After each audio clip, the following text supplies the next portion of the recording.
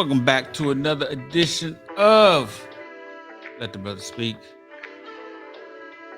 Big C the Chef, and we just got two of the fellas again with us this week. My boy Migo again. Come on, people. And my man Money Mike. Hey, how's everybody doing? All right.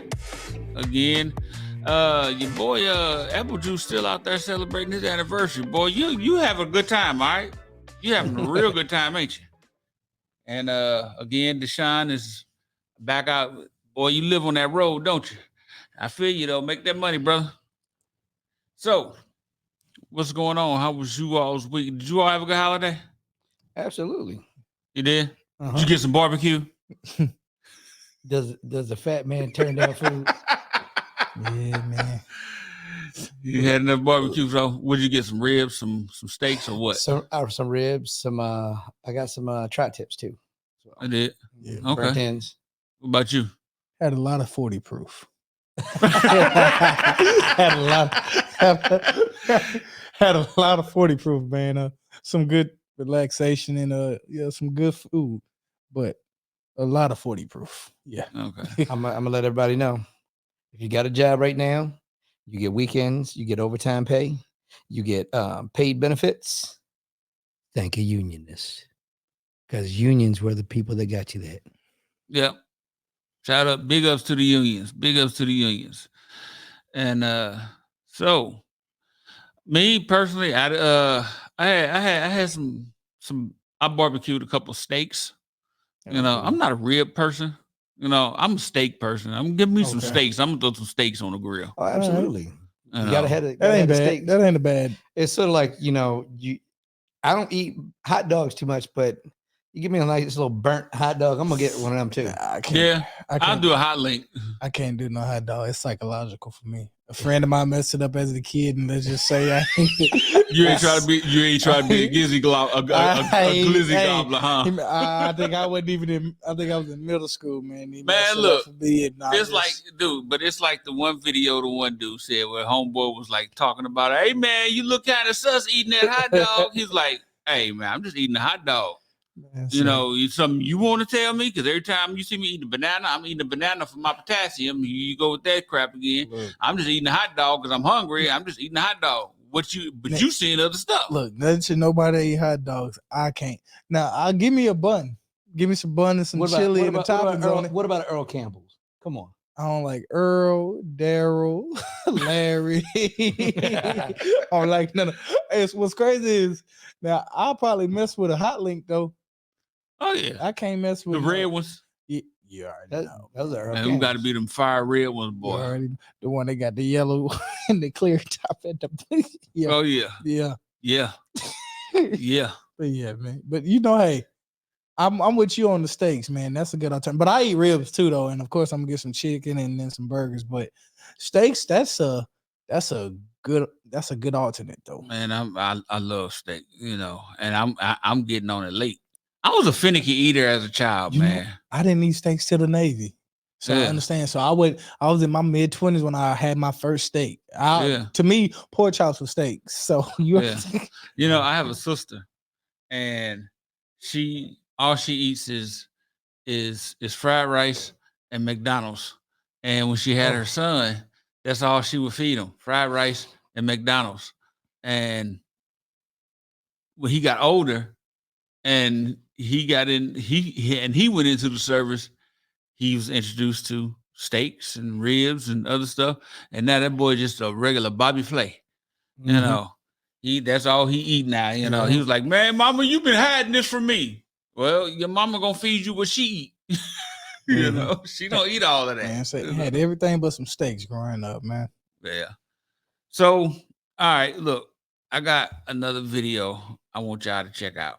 Mm-hmm. All right. It's Bill Maher, and he has some things to say. All right. Check this out. Keep hearing how parenting is so hard these days. Yeah, because you're making it hard.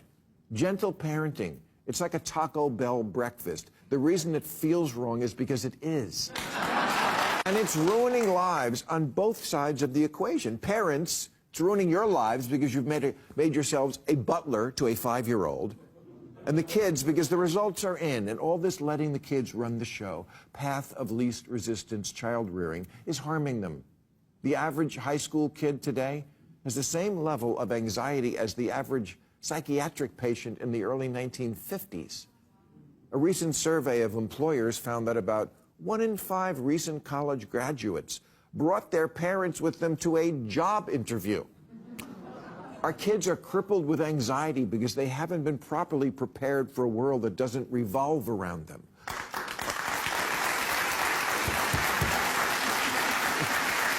Exactly. Almost 10% of college students claim to have PTSD. From college, the cradle of safetyism, the home of safe spaces and trigger warnings and policing offensive words. You're not supposed to get PTSD in college. You're supposed to get an STD. All right, now, so again, I got my take on it. I agree wholeheartedly with him, but I want to know what y'all think. I'm gonna tell you, I absolutely agree with him. You can't dumb down a system and expect success. As my mom said, half-ass efforts get half-ass rewards. Mhm. Right. So my thought is, you letting a child run the house, you helicopter parenting, you don't want them to get hurt. You want to do this. Come on. I'm a child of the 70s. We didn't have seatbelts in the car. We didn't use seatbelts in cars. We didn't have helmets on our heads when we rode our bikes. Hell, you'd be lucky if we weren't throwing rocks at each other. Right. So Yeah. we played tackle football on the concrete. So it's like, you gotta let your kids get the bumps and bruises. Your children now going into the workplace and, oh, I can't do that, and I can't do that. Oh, this is too hard. I'm like looking at, and these are a lot of times grown men, and I'm like, bro, you would have hated coming to my job when I got to working there, because I remember being 145 pounds, lifting up something that was anywhere between 180 to 120 pounds. There was no ergonomics. There was none of that. You manned up. I mean, at the rate that we're going, we're going to be turning the NFL to touch football at the rate that they're trying to soften everything. Mm-hmm. Dads would beat you, punch you. Yep. Oh, you ain't gonna fight him? I'll fight you then. Look, man, dude, and my father had rings on his fingers like Mr. T, Mhm. and he come because when we got too big for a belt, he started using the fists, and he had them rings on his fingers like Mr. T, and he come, whoo, man, I had plenty of ring marks on me. It's one of those things that, I understand that, we're trying to move to a more compassionate thing, but if it is causing your kids to suffer issues that we didn't suffer back in the day, it's sort of like when you go to college and you see all these people that made the dean's list, but then you look at the first 50 to 100 years of that college and the amount of people that were on the dean's list, they made that in one graduating class. I'm like, nah, either we're dumbing down the system, or, something's changed, and we either gotten really smart. Now I'm gonna tell you that's not the truth. No. We haven't gotten smarter as a country. You take some of our smartest people and compare them to some of the smarter people that come from other countries, and you go, wow, we're not as sharp as we think we are. We're like the bowling ball in a razor factory. I'm gonna have to disagree. Now, that last part, I think there's some truth as far as the education system in other countries as opposed to here. But I'm gonna disagree for this reason. What's his name? That's Bill Maher. Bill Maher. Bill Murray. I'm gonna disagree on the side of, I can see why the anxiety is there, because when I came up, no kid left behind was thrown out after elementary. After elementary, you need to pass these classes or you can get left behind, and you're gonna watch your friends go on and you stuck. And now I think Get them credits. you get your credits or you're not graduating. Right. But now I believe what they're making, what is it, like a 60 or a 50 a passing grade now. Like, and it's not necessarily on the teachers, it's just on the administration or whoever it is that okayed this. We're lackadaisy in the way teachers have to teach and what is considered satisfactory. Like, I believe now, y'all, I don't know if y'all, but we had our version of the state test. Mm-hmm. Well, now it's not you meet their requirement. Now it's you set your goal, what you think you might make on it, and then that's okay to Really? pass. Yeah, it's not because I believe back then, like, I think, like, what was it, like, for me, I think like 2100 or some weird stuff like that, because it was the tags test, then it became the STAR test, or the vice versa. Like, you had to have you had to have this grade, which basically amounted to like a C, and then you're good. Otherwise, you had to retake it, and you had to make sure you passed it prior to your senior year graduation day, or you wasn't walking across. And it was really like that also in middle school. You either passing this or you're not moving on. So I think we went lackadaisy as far as what is acceptable. Like, I don't even think they teach cursive now. No, they don't. And we already know, and I don't care. I'm not just accounting this to COVID. I think either prior to COVID, I think the reading levels that kids were already on a decline, and there's no reason for it to still be on a decline because we're out of COVID now. So I can understand like anxiety, and then also it's just one thing. I think we're a lot more knowledgeable and understanding like what's coming after we graduate college. So like all I'm pretty much guaranteed is debt. Like, because at this point now you need you can get an intern job, but the intern job wants you to be an intern with a bachelor's and 5 years experience. So I'm coming out of college, and you're telling me for this intern or beginner or entry level. I don't know what's lower than entry level other than just not having the job as a whole. Right. But you want me to be an entry level and say, yeah, we need that 3 years experience. Well, when am I supposed to get the experience? So like, I can see the anxiety. Now, of course, maybe there's other things that he was alluding to, but anxiety on that side, man, I can see how it's there, because I'm like, the thing that stood out is these grown, and I'm gonna say grown because you're older than 18, bringing your parents to your interview. I mean, yeah, that's crazy.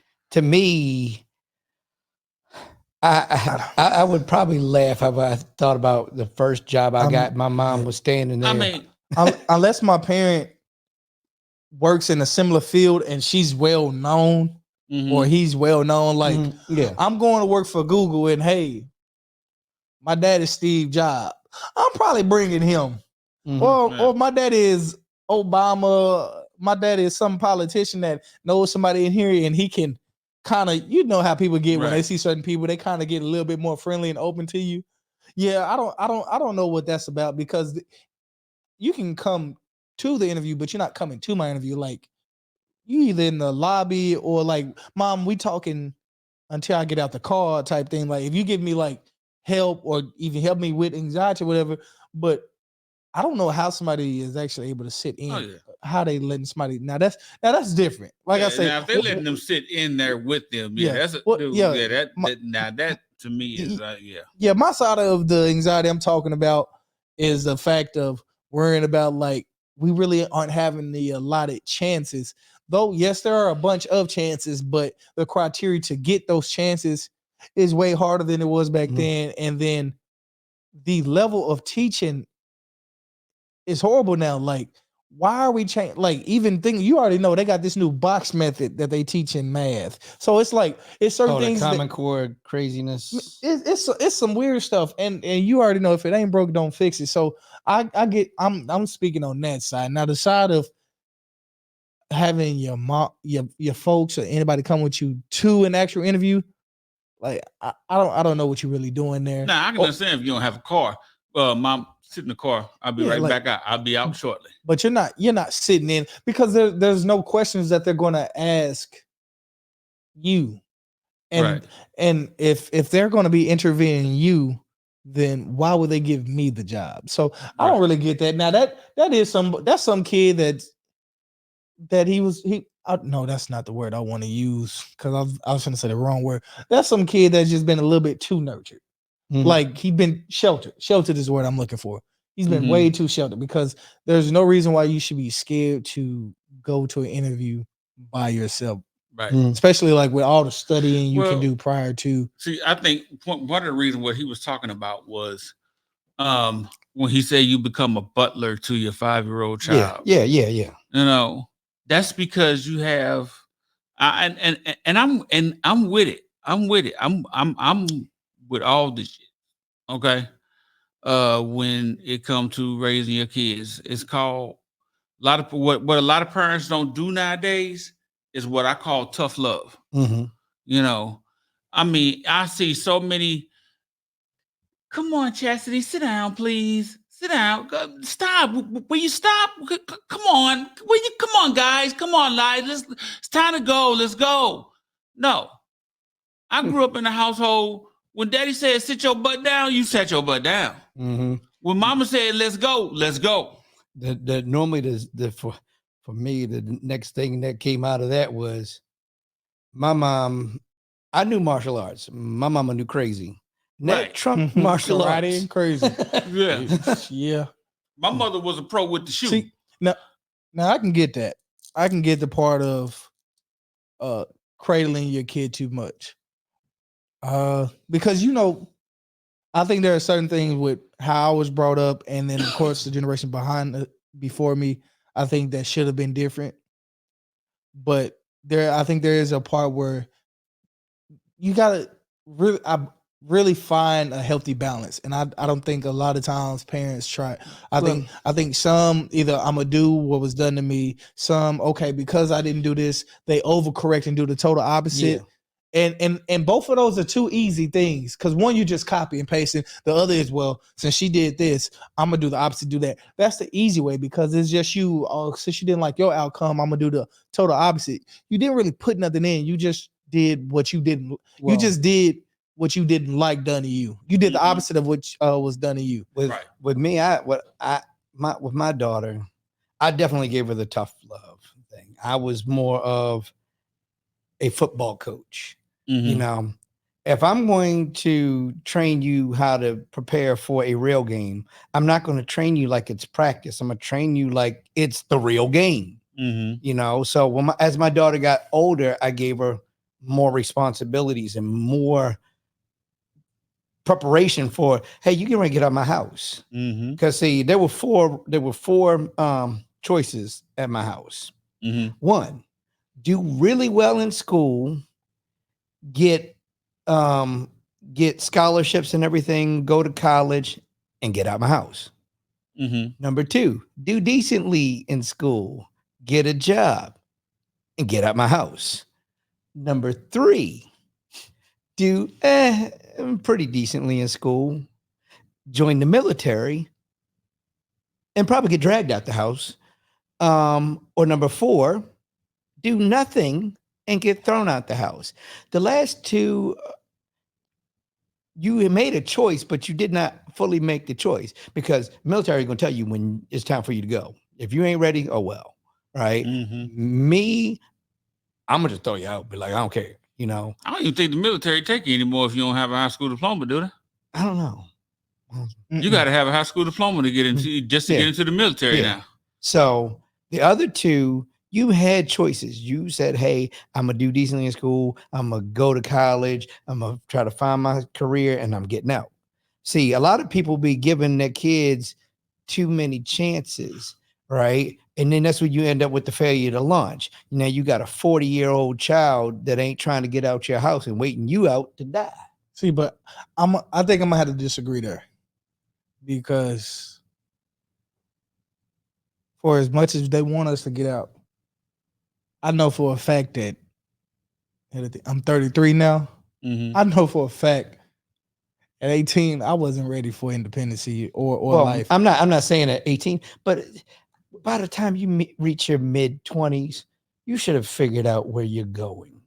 But if you don't, though, like I'm doing a career. I'm in the process of a career change now. Mm-hmm. And the hardest part about a career change is doing it when you don't necessarily, when you have to do your financial responsibilities because you don't really have nobody else that you can depend on. Like life as a whole is, we always figuring out. And now, do I think there is an age where like, hey, at this point, if you ain't got it together, stick with what you got until the next thing. But like, I don't believe in, I guess, closing that door for say my child or something, because it's one thing I had to start realizing. My child didn't ask to be here. I laid up and did the horizontal wrestling and and brought her into this world. But especially with just, even with speaking what we was talking about, like you got to graduate, you got to have this year's experience for a job, even to hire you, even though it's an entry level. With knowing like what the demands are on today's society, I owe it to you to give you a chance to figure it out. Now, with that figuring out, with living with me, now there are some criteria. Like, let's say, okay, you're not finna be smoking and just partying. And it's not saying that I ain't saying you can't go out with your friends and stuff, but that's not finna overtake the amount of work you're putting into figuring out who you want to be.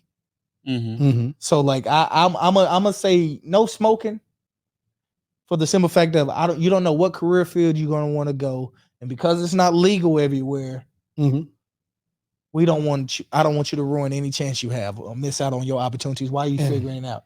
You know, the funny thing is, I talked to my daughter recently because she just recently moved out, and I was like, and you laugh because the rent was 1/4 of what she's paying now, right? I believe it. And she was like, I said, well, see, you could have been paying 1/4 of the amount that you're paying now and been stacking that rest of that money. But I said, you wanted to buy Amazon. Amazon come to my door almost every day. I thought I was getting a personal relationship with the Amazon delivery people. But, you know, it's one of those things of, she did not like the rules. She told me, I moved out because I didn't like the rules. I said, but see, everything has rules. You move into your own place. Guess what? You live in an apartment. The apartment complex ain't gonna let you just play your music all day and night long. You know, you can't just do what you want to with that apartment. You move into a house. Yeah, you got a little bit of leeway on what you can do with your own house, but even then, there's still rules of the neighborhood, or we'll say cordiality. Because let's say I like to play my music loud, but my neighbor works third shift and they're getting home at at let's say 7, 8 o'clock in the morning, and they're trying to get some rest, and I'm out there blaring music loud enough to be a concert. You know, that's kind of rude. I'll say, I think this will help anybody say, especially today's time. Stay with your folks when you're 18, maybe 19. Move out for a year. Pay rent. Whether you pay rent here, Dallas, where you want to go, Cali, New York, wherever. Go off on your own for a year. Come back. I bet you they save up. Because when I left, and because when I got out the military, I was in my mid-20s. I was with my grandmother for a little bit, and then I moved out. And when you're in the military, unless you like live off base, like you're not really paying it. They're taking it out your check, all this XYZ. From going to paying rent, I miss being home. I said, if I could have lived home, I would have. Listen, I said, what I could have saved, I could have also hooked up my granny with whatever she wanted in her place, and I could have had me a real nice car. So, like, I think if you move, if a person wants to learn how to save, move out from your folks, pay all your bills, and then come back and see how you save money. Well, here's my thing. I've done that. Here's my thing with that. Because, man, I would say I pay a mortgage now. So the money. What you want to do is you want to train them up. Okay. There you go. But you want to train them up. I had my son when he moved here with me. Okay.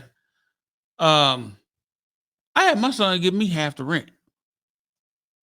I said, you working now? You work in the same place I do. Okay. You're not making as much as I do, but you give me half the rent because you need to start learning how to pay your own way. I said, you're not a child anymore. You're not in school. Okay. So you want to start training, make them pay you rent. They can, you can live with me, but you're gonna pay me rent. You know, and I've seen some guys. I've seen some people. What they do is they'll take that child's rent and just put it off, put it over here to the side. So when they do get ready to go out on their own, they got first and last month's rent already for them. I seen a mother do that, and when her daughter left, she had enough money to put down on her whatever house she wanted. Yeah, you got enough to get you a house. You got enough to get you some furniture. You know, they wasn't just taking the money and spending it on the bills of the house or whatever. You know, but they would take the money and put it to the side. You know, but now I didn't do that. I was trying to, but hey, times was tough. You know. It's fine. You got bills, but you were still teaching him. You have rent to pay. Yeah, you got to pay your own. I think everybody learns differently. Right. It's just showing that you're willing to, but you're help showing them that though. Like, like my mom and them, of course, they say, you think you grown, you don't pay no bills. Do you pay this? No, I don't pay that. You pay that. I'm a kid, but you're not really like, you just asked me that. And really the way in which like really we were asked that as a kid, it's really just saying, hey, if you want to be grown, pay a bill. But you're not really explaining to me the importance of what this bill is. You know, like we pay this mortgage for, you got to do this for this mortgage, this rent, this light bill, XYZ. You're not really explaining to me like the structure of it. You're just basically letting me know, hey, if you want to be considered grown, pay a bill. And all that it creates in a kid is, well, shoot, I'd rather pay a bill so I can be grown and come in when I want. That's all. Because all I'm saying is, so paying bills mean I get to become grown. Right. And that was one of the things my mother always said. I was like, because she would always say something like about pay, you know, I pay all the bills, whatever, yada, yada. I'm like, well, give me the electric bill. I'll pay the electric bill. Give me the phone bill. I'll pay the phone bill. That was back when we had landlines. Okay. Like, but see, my mother was always like, no, because if you can pay bills in this house, you can go out on your own and pay your own bills. Because you're not finna sit in here and tell me what you can and cannot and will not do. You go do that in your own house. If you want to pay bills in here, go pay bills in your own house. And that makes a lot of sense. And that's where that tough love comes in. You can't be friends with your kids. You can't. That's a fact. You can't be kids with you can't be friends with your children. I mean, it don't work like that, because then you're going to have children who come up and don't respect you. I nipped that in the bud. Like my daughter, she's 6 now, and sometimes, you know, of course, you learning word. So there's certain things she'll say, and I'll give it a deadly like, no, you don't say that with me. And matter of fact, I don't want you saying that. But even with my daughter being 6, I taught her about taxes with candy. I said, like, I basically explained it to her. You know how daddy go to work all them days when you're in the summer, being away from your night. I finally come home and you're excited just for us to have fun on the weekend. See, I said, baby girl, that's basically bills and taxes. She said, huh, daddy? I said, all right, so daddy gives you 6 pieces of candy. Yeah, for working. You clean your room. Yeah. Daddy got to take 2 of them away. That's your taxes. She said, ooh, I don't like that. Like every time I give her a snack, I take something out of it and I call it a daddy tax.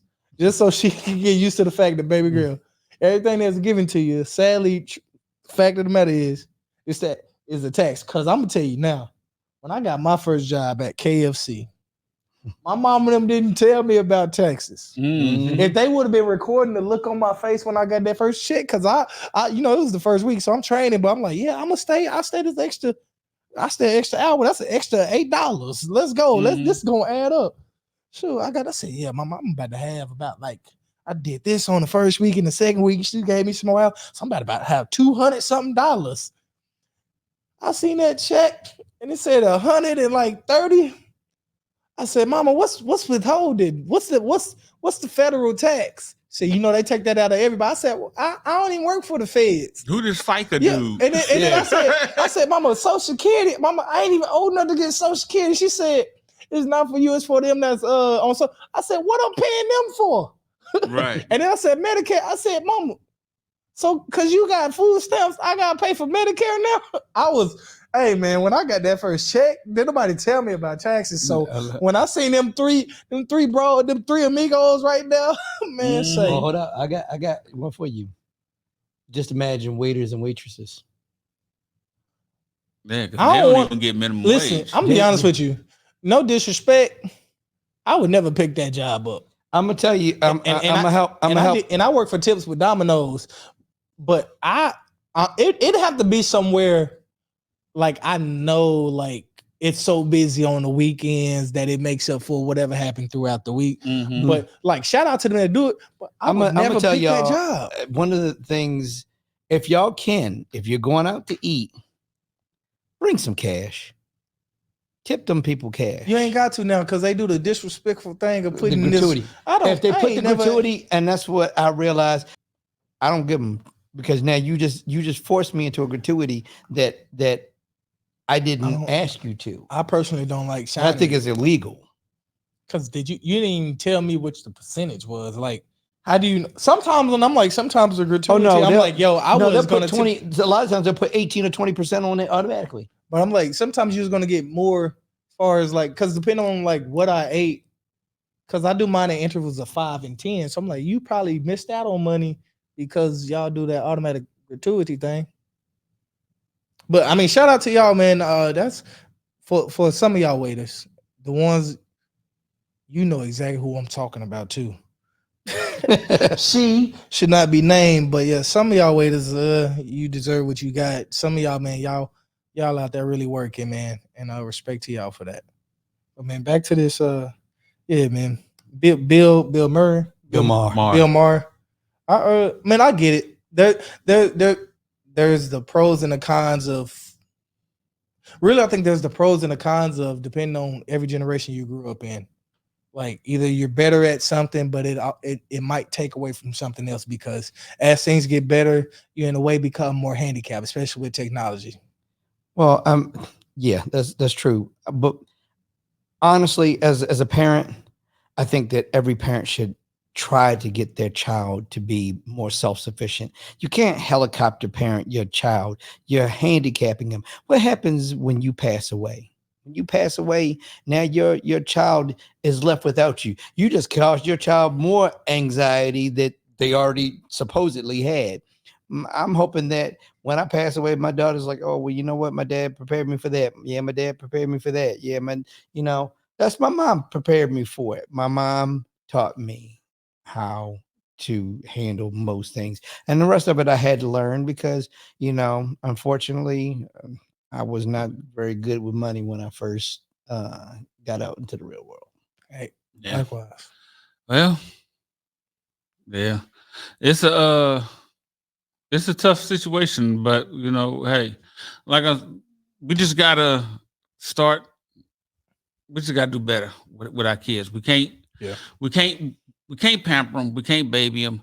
I'm gonna just like I said before, kids today are just dumb. I mean, I'm not gonna say they dumb. I take that back. I'm sorry. Your child is not dumb, but some of them do. They don't even need weekends and summer soft. They need to go year round like other countries. That's why we so far behind. Well, I like, as we said earlier, trying to test to a standardized test, if you want to call it that, but it's like toilet bowl education. I'm gonna teach you how to pass this test, and over the summertime, flush it out. Then take the next 3 months trying to teach you everything that I just taught you last year. Right. And but then too, again, you got a lot of these teachers that just pass these kids along because they don't want to deal with the parents either. Because you have a lot of parents. See, when I was coming up in school, if I did something wrong in school or got a bad grade in school, my parents like, what's your problem? Now today, a teacher gives a child a bad grade or they call the parent or whatever, say your child acted up in class, they looking at the teacher, what's your problem? You couldn't even bring home a C back then without getting in trouble. Right. Even if it was a high C, you said, bro, no, I can't come outside today. What? I got a C on that thing, bro. on a progress report, and the progress report ain't even the final grade for your semester. You Right. Mama, this only halfway through, and bro, no, I gotta see that. Mama said I can't come out to this. I gotta get an update from my teacher, just be allowed back outside, show that I got at least a B. Yep. So, all right. Well, we're gonna cut that right there. Man, look, that was my PTSD right there, man. See, look, and then I don't know about y'all, but my mama said an 80 was a C2, man. I didn't know what to do. Hey, put an 81 on there, please, man. my bike depending on this, man. Put an 81, please. Right. My Christmas depending on this. Say, man. You know, so, but all right, we're gonna cut that there. And again, just remember, this weekend, is that this weekend? This Labor Day week. Just had Labor Day. Is this week? This weekend. This weekend, Saturday. You see that right there, right? That right there. Yeah, I'm looking at it. Yeah, that right there. You see that? Be there Saturday, noon to 5. Okay? Get registered to vote because this is a big election coming up. No, I don't care who you vote for. Just get registered to vote. Okay? There is no online registration voting in Texas. All right? You could sign up online, but you're gonna still have to print that form out and mail it in, or take it over there to your regional office or whatever. So save all that hassle. Just come on over, get registered to vote, get a health screening, and get some barbecue. I know you probably just had barbecue over the weekend, but still, come get some more barbecue. You're gonna get some good barbecue this time too. Need for barbecue? Huh? Is there ever a shortage of need for barbecue? I don't know, South, but we're gonna not have in barbecue Texas. but we're gonna have barbecue there. Okay? Barbecue all year round in Texas, Yeah. You know? even during COVID. Who was that? Barbecue. Somebody said summer in Texas lasts either 9 months. either 6 months or all year round. So hey, it's always That's pretty accurate. like I say, it's always time for Jello. Always time for barbecue. You know, so come on down, get some barbecue, get your health screen, and the main thing, get registered to vote. All right. Hope to see you there. Now, again, like, share, subscribe, all that good stuff. Hit that subscribe button, hit that notification bell, hit that thumbs up button. All right. We like that. All right. And the fellas here. Don't forget to tell a friend. Tell a friend, tell them to bring a friend. All right. And we will see you all next week. This is